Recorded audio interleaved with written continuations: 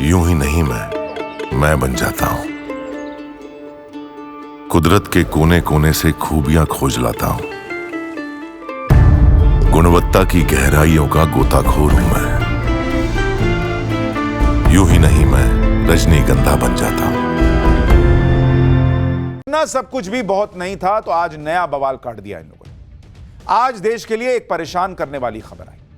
America की जांच agency FBI ने आज एक वांटेड का पोस्टर जारी किया। पोस्टर में दावा किया गया कि यह भारतीय नागरिक है और पूर्व रॉ एजेंट है। अमेरिका ने इस भारतीय नागरिक को आतंकी पन्नू की हत्या की साजिश रचने वाला बताया। अमेरिका किसी भी कीमत पर इस भारतीय नागरिक को पकड़ना चाहता है, सरगर्मी से उसकी तलाश कर रहा है। इस मामले में आतंकवाद के मुद्दे पर कैसे अमेरिका एक्सपोज हुआ, इस मामले में मोदी सरकार का क्या स्टैंड है, पूरा मामला कहां से शुरू हुआ, यह सब आज आपको बताऊंगा। लेकिन पहले यह जान लीजिए कि आज की डेट में इस भारतीय नागरिक की जान खतरे में है। अमेरिका ने इसे इंटरनेशनल क्रिमिनल बना दिया। दुनिया भर की जांच एजेंसियां इसे तलाश रही और इसका गुनाह सिर्फ इतना है कि यह अमेरिका में उस आतंकी पन्नू को मारने का प्लान बना रहा था जो दिन रात भारत को बर्बाद करने की साजिश रचता है। अमेरिका के लिए भले क्रिमिनल हो सकता है, साजिश रचने वाला एक वांटेड हो सकता है, लेकिन भारत की जनता आज इसे हीरो मान रही है, क्योंकि पब्लिक को समझ आ रहा है कि पूर्व रॉ एजेंट पन्नू को इसलिए नहीं मारना चाहता था कि पन्नू ने उसके ताऊ की कोई जमीन हड़प ली है या उनकी भैंस खोलकर भाग गया है। भाई, वो देश के खिलाफ करने वाले एक आतंकी को खत्म करके देश की रक्षा करना चाहता था। आज उसकी जान तक खतरे में है और इसलिए हमने भी इसका चेहरा और इसकी पहचान गुप्त रखने का फैसला किया ताकि देश के सपूत को और उनके परिवार को कोई खतरा ना हो। लेकिन अब अमेरिका का जो भी हिसाब हो, उसकी जो भी डिप्लोमेसी हो, लेकिन भारत की जनता का स्टैंड इस मामले में क्लियर है कि जो व्यक्ति भारत के दुश्मन को खत्म करने में लगा है वो विलन कैसे होगा भाई? और वो भी कोई संत आदमी थोड़ी है। तो पन्नू आतंकी है। अमेरिका घुस के ठोक देता आतंकी को तो ठीक, और आतंकी पन्नू को मारने की साजिश रची जाए, उसके लिए प्लान हो, कोविड ऑपरेशन हो, तो वो आदमी जो है वो विलन हो जाएगा देश का। देश की विडंबना यह है कि भारत के आम नागरिकों की नजर में जो पूर्व खुफिया एजेंट हीरो है, वही इस देश के विपक्ष के लिए विलन है। इस देश का विपक्ष वो भाषा बोल रहा है, जो सवाल पूछ रहा है, जो अमेरिका को सूट करता है, जो पन्नू को सूट करता है।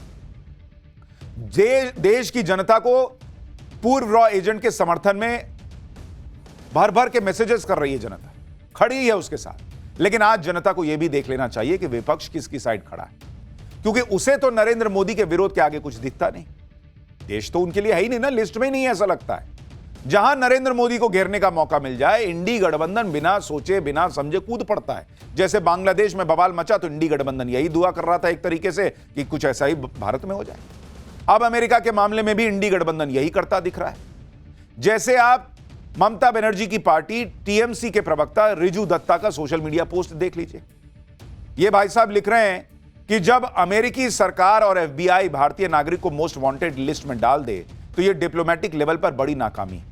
यह दिखाता है कि हमारी विदेश नीति और उसे तय करने वाले लोग कितने असक्षम हैं। देसी जेम्स बॉन्ड फिर से फेल हो गया, विदेश मंत्रालय फिर से फेल हो गया। पहले कनाडा और अब अमेरिका। क्या हम अपने हर दोस्त को दुश्मन बना लेंगे? भारत सरकार जवाब दे। इनकी सोशल मीडिया पोस्ट पढ़कर तो यही लग रहा है जैसे TMC कोई अमेरिका का राजनीतिक दल है। यहां का है ही नहीं, क्योंकि ऐसे संवेदनशील मामले में भारत के राजनीतिक दल की भाषा तो ऐसी नहीं होनी चाहिए। इसमें भी मोदी को घेरने का मामला है क्या बॉस? यह देश का मसला है।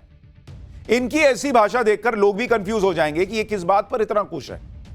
इस बात के लिए कि आतंकी पन्नू बच गया, या इस बात के लिए कि अमेरिका ने भारतीय नागरिक की साजिश फेल कर दी, या इस बात के लिए कि नरेंद्र मोदी की विदेश नीति को करारा झटका लगा है इनकी नजर में? कहीं तो मोदी से आगे बढ़ के सोचोगे बॉस। और इसी तरह TMC की राज्यसभा सांसद सागरिका घोष ने भी सोशल मीडिया पर नरेंद्र मोदी को घेरने का मौका हाथ से जाने नहीं दिया। सागरिका घोष ने लिख दिया कि इस बारे में गृह मंत्रालय को पूरी जानकारी देनी चाहिए, ऑल पार्टी मीटिंग बुलानी चाहिए, विपक्ष को भरोसे में लेना चाहिए, इसके बाद संसद में पूरा बयान देना चाहिए। चलिए, सागरिका घोष की यह मांग तो फिर भी ठीक मान लें एक सेकंड के लिए कि सरकार को विपक्ष को जानकारी देनी चाहिए। लेकिन सरकार भी तो विपक्ष की हालत देख रही होगी। कैसे वो नरेंद्र मोदी के विरोध के चक्कर में अमेरिका के साथ खड़े दिखने लगते हैं, और नरेंद्र मोदी किस विपक्ष को भरोसे में ले? उस विपक्ष को जो पूरी बात जाने बिना ही सरकार को कटघरे में खड़ा कर रहा है, जो डंके की चोट पर भारतीय नागरिक की पहचान को जगह जगह सार्वजनिक कर रहा है, उसकी जान को खतरे में डाल रहा है। अभी तो मामला अमेरिका की कोर्ट में चल ही रहा है। अभी डिप्लोमेटिक चैनल पर दोनों देशों की बातचीत चल ही रही है। कौन सी जानकारी चाहिए इनको? जिस व्यक्ति को अमेरिका मोस्ट वांटेड बता रहा है, उसके बारे में अमेरिका क्या क्या कह रहा है वो आपको बताता हूं। अमेरिका के मुताबिक इस भारतीय नागरिक ने पन्नू को मारने की साजिश भारत से बैठे बैठे रची। इसी ने आतंकी पन्नू को मारने के लिए निखिल गुप्ता नाम के एक व्यक्ति को हायर किया। अमेरिका ने शुरू में उसे भारत सरकार का एक कर्मचारी बताया। अमेरिका के मुताबिक यह व्यक्ति वरिष्ठ फील्ड अधिकारी है जो पहले सीआरपीएफ में रह चुका है। अमेरिका ने जो इसकी एक तस्वीर जारी की है उसमें यह भारतीय नागरिक सेना की वर्दी में दिख रहा है। अमेरिका ने इसकी और भी जानकारी दी, जिसे हम सिर्फ इसलिए नहीं बता रहे ताकि इसकी जान को खतरा ना हो, क्योंकि इस देश का विपक्ष कुछ भी सोचे, हम तो यही जानते हैं कि रॉ का एजेंट हो या रॉ का पूर्व एजेंट हो, वो आपकी हमारी सुरक्षा के लिए ही अपनी जान जोखिम में डालते हैं। वरना उनको कोई शौक नहीं है कि अपना परिवार छोड़कर कहीं किसी ऑपरेशन में लगे हों। कौन पूछता है बॉस उनकी जिंदगी के बारे में? कुछ उनको हो जाए, कोई बात करने वाला नहीं होता, किसी को वो बताते तक नहीं है कि वो रॉ के एजेंट हैं या खुफिया एजेंट हैं। कोई नाम लेने वाला नहीं होता। और आज एक व्यक्ति अमेरिका ने कह दिया, इसलिए मोस्ट वांटेड हो गया इस देश के विपक्ष के लिए भी, और उस पर सवाल खड़े हो रहे हैं। अमेरिका ने जैसे ही मोस्ट वांटेड की लिस्ट में एक भारतीय का नाम चस्पा किया, वैसे ही कांग्रेसी नेताओं के चेहरे चमक उठे कि मोदी को तो घेरने का मौका मिल गया। मुंबई कांग्रेस ने सोशल मीडिया पर एक पोस्ट डाला जिसमें कहा गया कि बिग ब्रेकिंग, मोदी राज में भारत के लिए एक और काला अध्याय। एक पूर्व रॉ एजेंट अब एफबीआई की वांटेड लिस्ट में है। एफबीआई उसे अमेरिकी धरती पर मर्डर की साजिश रचने और मनी लॉन्ड्रिंग में शामिल होने के आरोप में तलाश रही है। यह बहुत ही हैरान करने वाला है, जहां भारतीय खुफिया एजेंसी के अधिकारी भी विदेश में हत्या की साजिश रच रहे हैं। इस तरह के अधिकारियों के चक्कर में भारत की छवि खराब हो रही है। पहले कनाडा राजनीतिक दखल का आरोप लगाता है और अब अमेरिका ऐसी अराजकता के लिए नरेंद्र मोदी को जिम्मेदार ठहरा रहा है। मुंबई कांग्रेस ने यह तो बता दिया कि एक भारतीय नागरिक अमेरिका के लिए वांटेड है, लेकिन यह नहीं बताया कि अगर यह आरोप सही भी है तो वो भारतीय नागरिक वहां किसी मासूम को नहीं बल्कि एक आतंकी को खत्म करने का प्लान बना रहा था। अमेरिका के लिए आतंकी पन्नू भी अगर उसके यहां का नागरिक है तो इंपॉर्टेंट है, जो कि टेररिस्ट है। और आपके यहां का पूर्व रॉ एजेंट जो आपके लिए, आपके देश के लिए काम करता है, वो आपके यहां का नागरिक है, लेकिन मोदी को घेरने के चक्कर में आप उस पर सवाल खड़े कर रहे हैं। कुछ तो शर्म होनी चाहिए बॉस। इस पोस्ट के जरिए कांग्रेस ने कनाडा के मामले में भी मोदी सरकार को घेरा, जबकि पूरी दुनिया कह रही है कि जस्टिन ट्रूडो तो भारत पर आरोप लगाकर खुद एक्सपोज हो गए, लेकिन मोदी विरोध में कांग्रेस की उल्टी ही गंगा बह रही है। हालांकि बाद में मुंबई कांग्रेस ने सोशल मीडिया पोस्ट को डिलीट कर दिया, लेकिन सिर्फ भारत पर ही सवाल क्यों, जबकि यह तो दुनिया भर में होता है। अलग अलग देश की खुफिया एजेंसियों के दुनिया भर में सीक्रेट एजेंट्स होते हैं, वो सीक्रेट ऑपरेशंस करती हैं। जैसे अमेरिकी खुफिया एजेंसी CIA ने 2011 में पाकिस्तान में घुसकर ओसामा बिन लादेन को मार गिराया। वो भी तो टेररिस्ट था। अमेरिका में तो किसी ने नहीं कहा। इजरायली खुफिया एजेंसी मोसाद के तो आजकल के हमेशा से बड़े चर्चे हैं। हमास और हिजबुल्लाह की टॉप लीडरशिप मोसाद ने सीक्रेट ऑपरेशन में मार गिराया उसको। इसी तरह से यूके में खुफिया एजेंसी MI6 है, फ्रांस की खुफिया एजेंसी DGSE है। तो ऐसा नहीं है कि भारत ने अकेले कोई रॉ बना रखा है और कोई बहुत अलग सा काम कर रहा है। दुनिया भर में ऐसे कोवर्ट ऑपरेशंस होते हैं। हर बार क्या घर में घुस के ठोकेंगे आप लोगों को? और यहां तो सवाल अमेरिका से होना चाहिए, क्योंकि अमेरिका का ट्रैक रिकॉर्ड इस मामले में बहुत खराब है। खालिस्तानी आतंकवादी पन्नू अमेरिका में ही पल रहा है। अमेरिका से ही पन्नू आए दिन भारत विरोधी बयान देता है। इससे पहले 26/11 मुंबई अटैक का साजिश करता डेविड हेडली अमेरिका में रहता था। अमेरिका से उसने भारत आकर रेकी की थी। इसी तरह से 26/11 मुंबई अटैक का एक और साजिश करता तहव्वुर राणा अमेरिका में रहता था। तहव्वुर राणा का प्रत्यर्पण आज तक अमेरिका ने नहीं किया। कई साल पहले रविंदर सिंह का एक मामला आया था जो रॉ एजेंट था, लेकिन बाद में CIA का डबल एजेंट हो गया और CIA को जानकारियां देता था। रविंदर सिंह के बारे में जब तक भारत को पता चला, उसे CIA ने भारत से भगा दिया और बाद में कह दिया कि रविंदर सिंह को तो वो जानते ही नहीं है। तो सवाल तो अमेरिका से होना चाहिए। और आप यह भी सोचिए कि जब आप कोई स्पाई मूवी देखते हैं, कोई वेब सीरीज देखते हैं जिसमें हीरो जासूस होता है, कोई एजेंट होता है और वो देश विदेश में कोई सीक्रेट ऑपरेशन करता है, दुश्मनों को मारता है या किसी बड़े हमले को नाकाम करता है, तब तो खूब ताली पीटते हैं लोग। जैसे आपने फैमिली मैन सीरीज देखी होगी, वेब सीरीज जो बहुत पॉपुलर हुई। उसमें मनोज वाजपेयी क्या थे? सीक्रेट एजेंट ही तो बने हुए। स्पेशल ऑप्स सीरीज आपने देखी होगी, बहुत पॉपुलर हुई। वो किस चीज पर थी? हॉलिडे, बेबी, पठान, टाइगर 3, इस तरह की फिल्मों में एजेंट्स ही तो दिखाए गए हैं। इस तरह की फिल्मों को तो खूब तारीफ मिलती है। लोग ऐसी फिल्में देखकर समझते हैं कि ऐसे गुमनाम हीरो भी होते हैं जो देश के लिए सीक्रेट तरीके से काम करते हैं, जान पर खेल जाते हैं। इनके बलिदान को सार्वजनिक तौर पर कोई जान भी नहीं पाता। ऐसे लोगों पर आपको गर्व होना चाहिए। लेकिन आज जब यही फिल्मी कहानी रियल बनकर सामने आ गई तो कुछ लोग सवाल उठाने लगते हैं, नेता राजनीति करने लगते हैं। जो लोग राजनीति भी कर रहे हैं ना, वो इसलिए कर पा रहे हैं कि इस देश के कई खुफिया एजेंट्स गुमनामी में इस देश को सुरक्षित रखने के लिए काम कर रहे हैं। वो अपने ड्राइंग रूम में बैठकर ट्वीट कर पा रहे हैं झकाझक एसी में, क्योंकि कोई खुफिया एजेंट, इस देश के सैनिक बॉर्डर पर सब दिन रात काम कर रहे हैं। विपक्षी पार्टियां भले ही पूर्व रॉ एजेंट को एफबीआई की वांटेड लिस्ट में डालने पर सरकार को घेर रही हैं, लेकिन सोशल मीडिया पर देश की जनता पूर्व रॉ एजेंट की तारीफों के पुल बांध रही है। एक यूजर ने लिखा कि अमेरिकी एजेंसी ने पूर्व रॉ एजेंट को न्यूयॉर्क में खालिस्तानी पन्नू की हत्या की साजिश में शामिल पाया। हमें उस एजेंट पर गर्व है, सारे सुपर हीरो सलामी दे रहे हैं। एक और यूजर ने एक लड़की के नाम का जिक्र करते हुए उसे पूर्व रॉ एजेंट की गर्लफ्रेंड बताया और अमेरिकी एजेंसियों को उस लड़की पर नजर रखने की नसीहत देते हुए कहा कि ऐसा करने से पूर्व रॉ एजेंट को जल्दी ढूंढने में मदद मिलेगी। आगे इस यूजर ने लिखा कि उसकी पहचान गुप्त रखते हुए उसके अकाउंट में $15,000 का रिवॉर्ड डिपॉजिट कर दिया जाए। यानी लोग अमेरिका के मजे भी ले रहे हैं। सोशल मीडिया पर इस तरह की कई और पोस्ट भी वायरल हो रही हैं जिसमें लोग पूर्व रॉ एजेंट का समर्थन कर रहे हैं। ऐसा ही एक पोस्ट देखिए जिसमें पूर्व रॉ एजेंट को बीच में खड़ा दिखाया गया है और सारे सुपर हीरो उसके सम्मान में झुके हुए नजर आ रहे हैं। एक और पोस्ट देखिए, इसमें यूजर ने एक मैप शेयर किया है जिसमें एक जगह भाड़ को पूर्व रॉ एजेंट की करंट लोकेशन बताया गया और अमेरिका को भाड़ में जाने की नसीहत दी गई, यानी गो टू भाड़। एक तरफ सोशल मीडिया पर लोग पूर्व रॉ एजेंट को हीरो बता रहे हैं, दूसरी तरफ उसका नाम एफबीआई की वांटेड लिस्ट में डालने पर लोगों का गुस्सा अमेरिका पर फूट रहा है। ऐसी एक पोस्ट में एक यूजर ने ओसामा बिन लादेन और लीबिया के तानाशाह गद्दाफी की तस्वीर शेयर करते हुए अमेरिका को निशाने पर लिया और लिखा कि क्या अमेरिका ने इनको मारने से पहले संबंधित देशों से मंजूरी ली थी क्या? आगे पोस्ट में सवाल उठाया गया कि क्या अमेरिका ने नसरल्ला और याहिया सिनवार और दूसरे हमास नेताओं को मारने से पहले पूछा था क्या?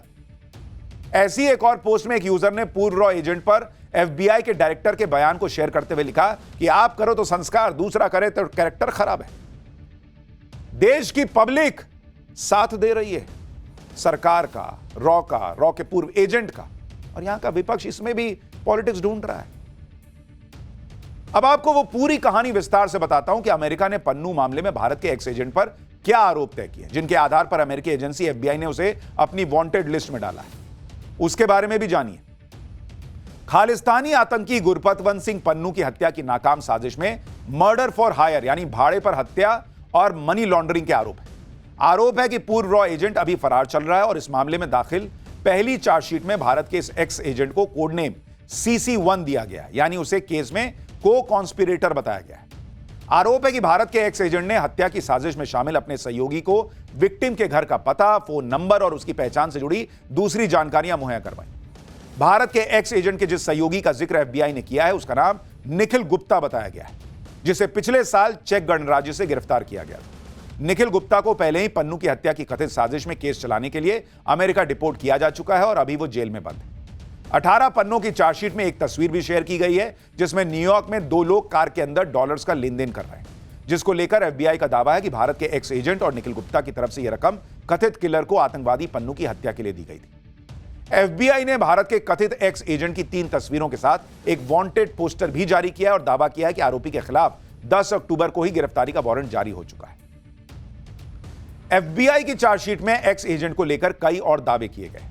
चार्जशीट के मुताबिक भारत के जिस एक्स एजेंट को आरोपी बनाया गया है वो भारत का सरकारी कर्मचारी है। उसने कथित तौर पर एक आपराधिक सहयोगी के साथ मिलकर साजिश रची और अभिव्यक्ति की आजादी का इस्तेमाल करने पर अमेरिकी धरती पर एक अमेरिकी नागरिक की हत्या की कोशिश की। चार्जशीट में दावा किया गया है कि भारत के एक्स एजेंट को 2 और नामों से भी जाना जाता है।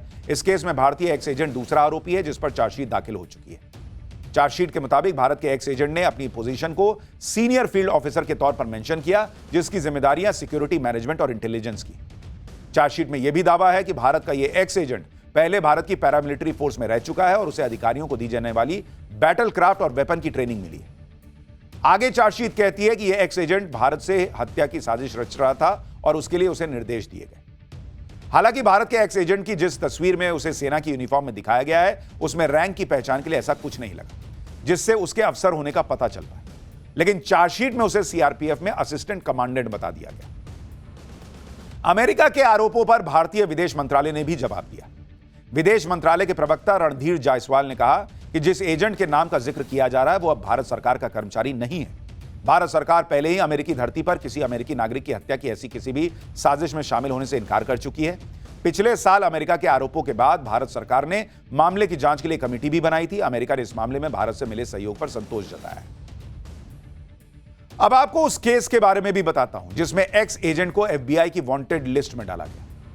दरअसल पिछले साल वेस्टर्न मीडिया की एक रिपोर्ट में दावा किया गया था कि अमेरिका की जमीन पर आतंकी गुरपतवंत सिंह पन्नू की हत्या की साजिश रची गई, जिसे नाकाम कर दिया गया। पन्नू अमेरिकी नागरिक है और भारत ने उसे आतंकी घोषित किया हुआ है। इस मामले में बाद में अमेरिकी जस्टिस डिपार्टमेंट ने इस मामले में न्यूयॉर्क डिस्ट्रिक्ट कोर्ट में केस दायर किया था। इसी केस में निखिल गुप्ता और भारत के एक्स एजेंट पर पन्नू की हत्या की प्लानिंग के लिए आरोपी बनाया गया। आरोप है कि पन्नू की हत्या के लिए $1 लाख की सुपारी दी गई, जिसके एडवांस के तौर पर $15,000 की पेमेंट न्यूयॉर्क में की गई। गुरपतवंत सिंह पन्नू अमेरिकी नागरिक है। अमेरिका अपनी ही जमीन पर अपने नागरिक की हत्या की साजिश से भड़का हुआ है और अमेरिकी कोर्ट में वकील यह कहकर पन्नू का समर्थन कर रहे हैं कि वो एक पॉलिटिकल एक्टिविस्ट है जो अपने बोलने की आजादी के अधिकारों का इस्तेमाल कर रहा है और इसके लिए उसे खामोश करने की साजिश की गई। लेकिन हैरानी की बात यह है कि जिसे अमेरिका बोलने की आजादी कह रहा है उसे दरअसल आतंकी हमले की धमकी कहना चाहिए, क्योंकि पन्नू आए दिन भारत को किसी ना किसी बात पर धमकाता है। कभी वो एयरपोर्ट तो कभी फ्लाइट को बम से उड़ाने की धमकी देता है, कभी वो भारत के प्रधानमंत्री को धमकी देता है, कभी देश की संसद पर हमले की धमकी देता है, कभी कनाडा में हिंदुओं को देश छोड़ने की धमकी देता है, कभी पंजाब तो कभी यूपी के सीएम योगी आदित्यनाथ को धमकी देता है, कभी राम मंदिर को लेकर धमकी देता है। साल 2020 में गृह मंत्रालय ने गुरपतवंत सिंह पन्नू को आतंकवादी घोषित किया था। गृह मंत्रालय के मुताबिक अमेरिका में रहने वाला पन्नू गैर कानूनी संस्था सिख फॉर जस्टिस का अहम सदस्य है। पन्नू सीमा पार और विदेशी धरती से आतंकवाद की विभिन्न घटनाओं में शामिल है। पन्नू राष्ट्र विरोधी गतिविधियों और खालिस्तान मूवमेंट में शामिल है और पंजाब में आतंकवाद को फिर से जिंदा करने की साजिश रच रहा है। इससे पहले गृह मंत्रालय ने 10 जुलाई 2019 को यूएपीए के तहत सिख फॉर जस्टिस संगठन पर प्रतिबंध लगाया था। पन्नू जो कर रहा है, अगर वो बोलने की आजादी के लेवल पर आता है और इसलिए उसे कुछ भी करने दिया जा सकता है, तो कोई अमेरिका से पूछे कि तुम्हारे यहां कोई घुसता है तो इतने 10 लेवल की चेकिंग क्या करते हो? फिर जाने दो लोगों को, जब कोई घटना होगी तो पकड़ना। भाई तुम्हारा लॉजिक यही है ना कि पन्नू जब कोई आतंकी हमला कर दे, किसी को मार दे, तब वो तुम्हारी नजर में आतंकी होगा। तो जो लोग आ रहे हैं उनको भी तभी पकड़ना ना भाई, जब वो आतंकी साबित हो जाए, कोई आतंकी घटना कर दें। वहां तो लेके टों करके कपड़े उतार के चेक करते हो। अपने मामले में तो दुख होने लगता है।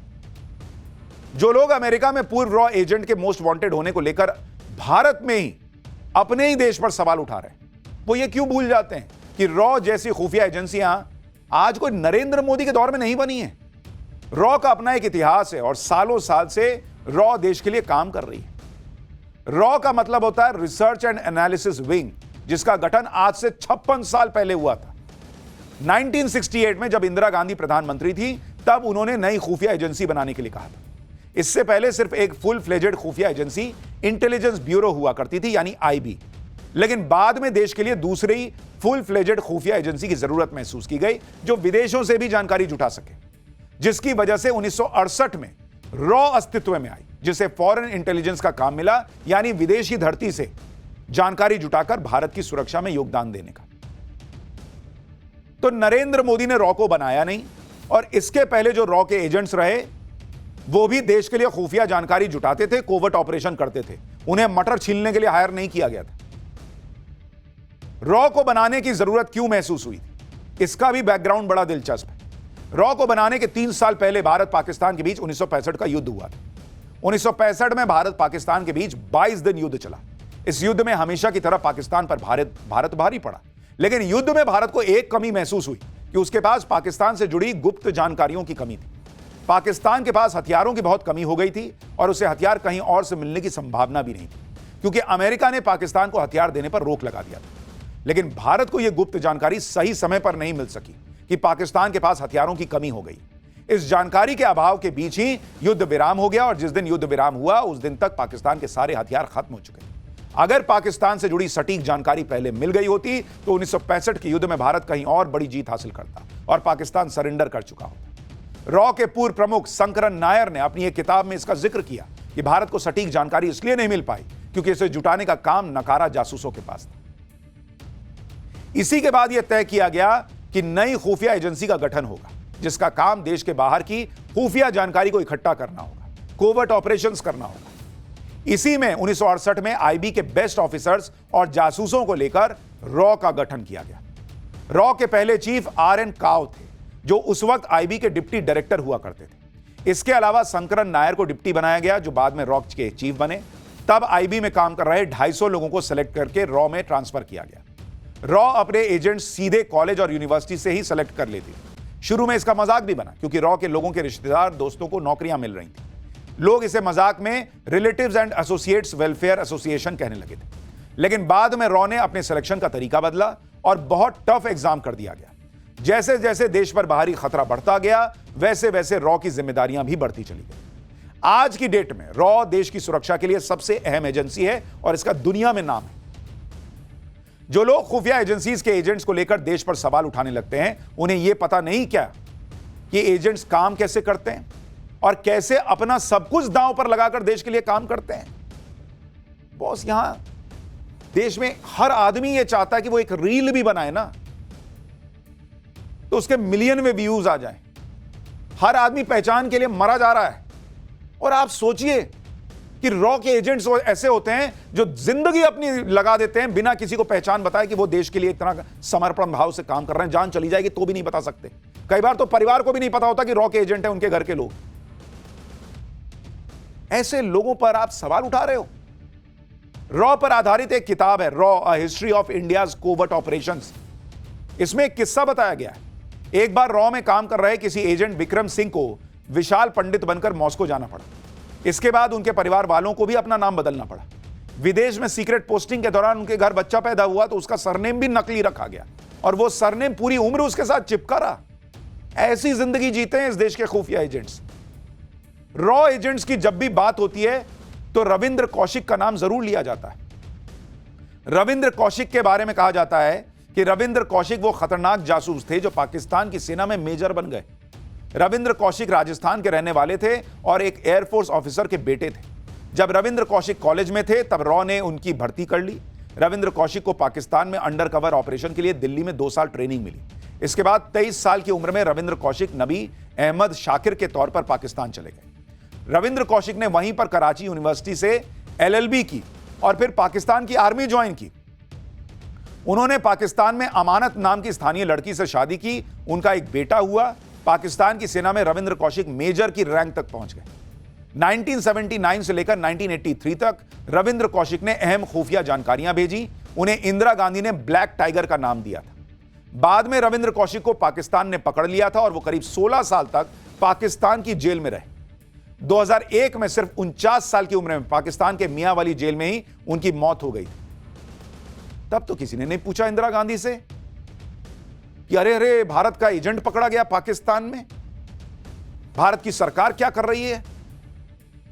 बॉस, आप देश में विपक्ष में बैठे हैं, आपका काम है मोदी सरकार से सवाल पूछना, लेकिन कहीं तो एक लाइन ड्रॉ होगी, कहीं तो देश दिखेगा कि सिर्फ मोदी ही दिख रहा है।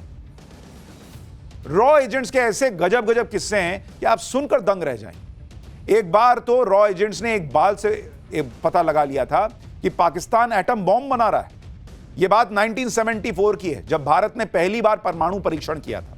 इसके बाद पाकिस्तान ने भी चोरी छुपे एटम बॉम्ब बनाने पर काम शुरू किया। इसका पता लगाने के लिए रॉ एजेंट्स को काम पर लगाया गया।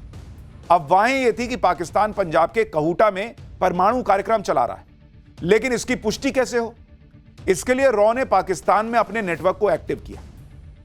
बहुत मुश्किल काम था क्योंकि पाकिस्तान पूरी तरह से सीक्रेट तरीके से अपना परमाणु कार्यक्रम चला रहा था।